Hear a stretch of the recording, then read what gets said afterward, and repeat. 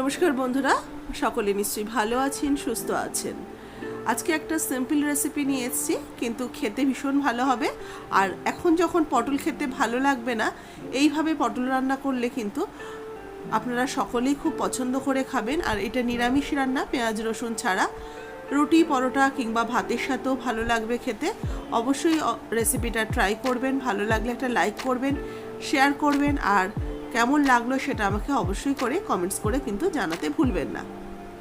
নতুন বন্ধুদের স্বাগত জানিয়ে, পুরনো বন্ধুদের পাশে থাকার জন্য ধন্যবাদ জানিয়ে শুরু করব আজকের রেসিপি। Welcome to মিমিজ recipes. এখানে সয়াবিন কিছুটা আমি সেদ্ধ করে রেখেছি। দেখুন নরম সয়াবিনগুলো। এখানে আমি 50 গ্রাম সয়াবিন নিয়েছি। সয়াবিনগুলোর মধ্যে আমি 2 চামচ বেসন অ্যাড করছি, আর এর সাথে দেবো আন্দাজ মতো লবণ, আর দেব অল্প একটু হলুদ গুঁড়ো। 1/4 টিস্পুনের মতো হলুদ গুঁড়ো দিলাম। এবার ভালো করে সয়াবিনটাকে মেখে নেবো। আমি কিন্তু এক্সট্রা আর কোনো জল অ্যাড করব না।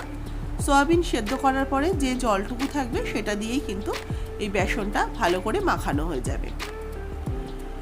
কড়াইতে আমি তেল গরম করতে দিয়েছি। তেলটা ভালো করে গরম হয়ে গেলে এর মধ্যে আমি বেসন মাখানো সয়াবিনগুলোকে ভেজে নেব।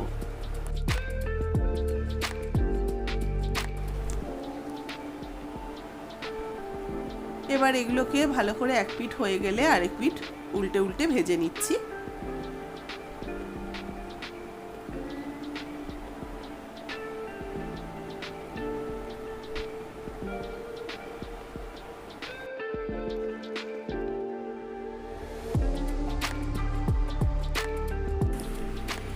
সয়াবিনগুলো বেশ ভাজা হয়ে গেছে। লাল লাল করে আমি সয়াবিন বড়িগুলোকে ভেজে নিয়েছি। এবার এগুলোকে উঠিয়ে রাখবো। কড়াইতে আবার আমি কিছুটা তেল দিয়ে দিলাম। 1 চামচের মতো তেল অ্যাড করে এবার পটলগুলো দিয়ে দিচ্ছি ভেজে নেওয়ার জন্য। আর পটলগুলোকে আমি একটু খোসা রেখে আর একটু খোসা ছাড়িয়ে কেটেছি। পটলগুলোকে এবার হালকা করে ভেজে নেব। খুব কড়া করে কিন্তু পটল ভাজবো না। আর পটল ভাজতে যেহেতু খুব বেশি তেল লাগে না, সেই কারণে আমি 1 চামচ তেল দিয়ে পটলটাকে লাল লাল করে ভেজে নেব।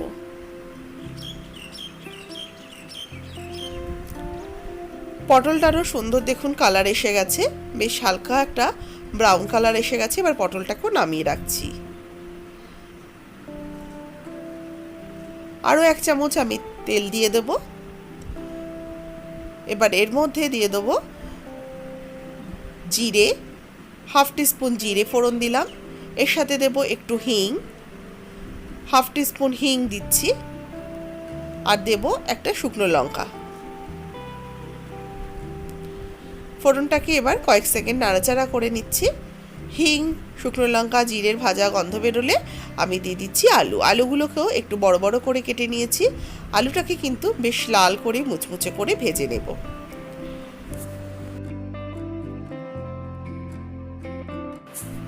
আন্দাজ মতো লবণ অ্যাড করে দিলাম। লবণটা দিলে আলুটা তাড়াতাড়ি ভাজাও হয়ে যাবে। আমি কিন্তু একবারে সবজির পরিমাণ অনুযায়ী লবণটা অ্যাড করে ঢাকা দিয়ে রেখে দিলাম। মিনিট 5 ঢাকা দিয়ে রেখেছিলাম লো ফ্লেমে। দেখুন আলুর কিন্তু এক পিঠ বেশ মুচমুচে করে ভাজা হয়ে এসছে। আরেকটা পিঠ উল্টে দিয়ে আমি একটা মশলার পেস্ট করে নেব। তার জন্য মিক্সিং জারের মধ্যে 1/2 ইঞ্চি পরিমাণ আদার টুকরো, একটা টমেটো 4 ফালি করে কেটে নিয়েছি, 3-4টে কাঁচা লঙ্কা দিয়ে সামান্য একটু জল দিয়ে এটাকে একটা পেস্ট করে নেব। এদিকে আলুটাও কিন্তু বেশ ভাজা হয়ে গেছে। চারিদিক থেকে আমি সুন্দর করে ভেজে নিয়েছি। এই ভাজা আলুর মধ্যেই আমি অ্যাড করে দেবো পেস্টটা, আদা, কাঁচা লঙ্কা, টমেটোর পেস্ট। এটাই কিন্তু রান্নার স্বাদ এনে দেবে। ভালো করে এবার এটাকে মিশিয়ে নিয়ে কিছুক্ষণ কষিয়ে নেব। মিনিট 2 ঢাকা দিয়ে রেখে দিয়েছিলাম। আলুটাও দেখুন কষানো হয়ে গেছে। এবার এর মধ্যে আমি অ্যাড করব হলুদ গুঁড়ো 1/2 টিস্পুন, জিরে ধনের গুঁড়ো 1/2 টিস্পুন করে,